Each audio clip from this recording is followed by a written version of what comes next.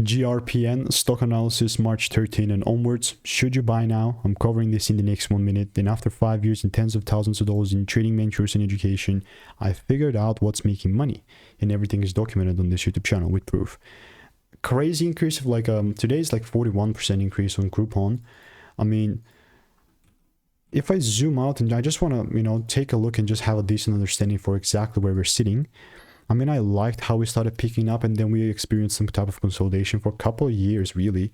And then now we're here. We're starting to see some crazy increases, which I absolutely dig.